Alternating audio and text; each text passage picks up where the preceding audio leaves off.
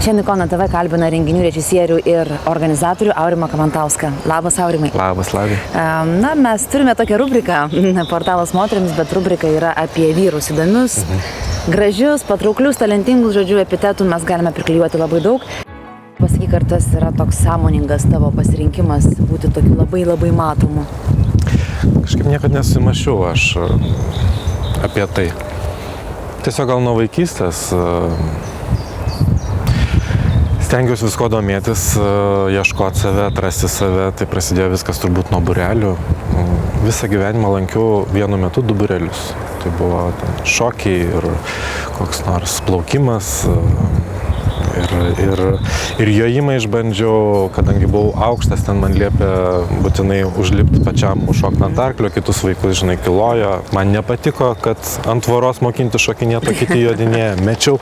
Žodžiu, visą laiką buvo tas noras dominuoti ir laimėti, ir būti pirmam. Jeigu daryti kažką, tai daryti geriausiai. Ir galų galia, kai tų būrelių nebeliko, tai turbūt atėjo laikas Rankdarbiai ant savęs? ant savęs eksperimentuoti.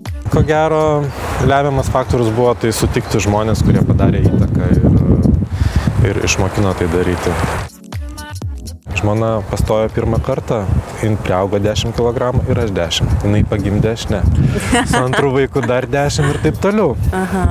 Kai 3 vaikai, tai tas ansvaris pas mane taip ir liko. Supratau, kad reikia nevalgyti tam tikrų produktų ir pirmiausiai jų atsisakiau ir ko pasekoje numečiau 20 kg. Po to kitam etape aš pradėjau sportuoti ir pradėjau domėtis sveika mityba. Tai taip, tam tikri produktai, ar čia pagal kraujo grupę, ar tiesiog norint būti lieknam, jie yra nepageidautini. Niekados gyvenime netikėjau, kad aš nemačiau savęs štangų salėje, žinai, kilnojant už štangų.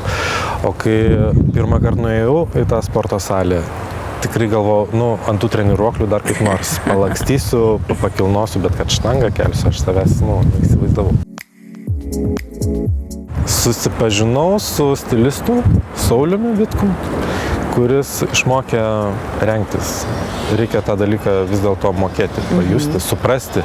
Reikia gauti žinių, tu jų gali rasti internete be abejo ar knygose, bet kai yra gyvas bendravimas, gyvas pavyzdys, tai vėl visai kitaip. Tai elementarūs dalykai apie marškinių rankovės, pečių švarko padėtį, švarko ilgį.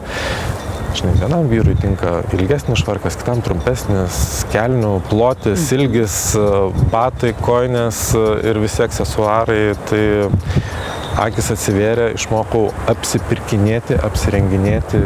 Tarp kitko, kai tu keliauji ir matai tuos užsienius ir ten apsipirkinėjai, palyginkim tuos vyrus, kaip jie atrodo vakaruose, tuose jau mums tokiuose aiškiai suvokiamuose ir čia Lietuvoje.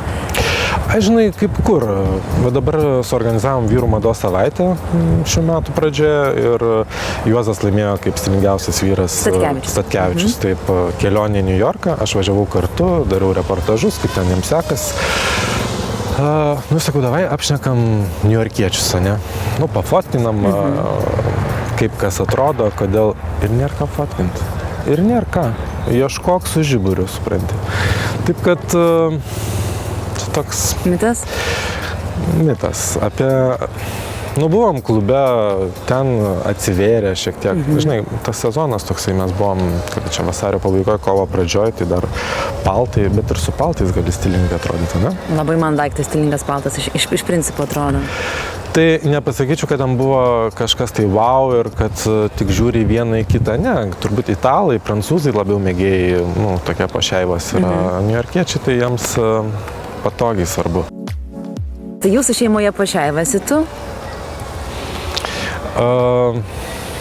Ne, aš taip nepasakyčiau. Ne? Ne. Žmona irgi taip nesako. Mes kartu. Kaip, negali būti vienas atrodyti gerai, o kitas negali? Ne, turime ne vienas gerai, kitas blogai, bet vienas kažkuris galbūt, kaip ir tu sakai, šiek tiek tiesiog dominuoja, nes tai jam patinka. Ne, mes iš tikrųjų labai puikus tandemas ir vienas kito veidrodis esam. Pats geriausias veidrodis, kalbantis veidrodis yra man žmona, o aš jai turbūt, nes niekas kitas tau nepasakys. Tas, kuris nori parduoti, sakys, kaip tu gerai atrodai, ne? Kitas nutilės, nenorėdamas įžeisti, kad tu čia nesąmonė kažkokią apsirengi. Žmona tau viską pasakys.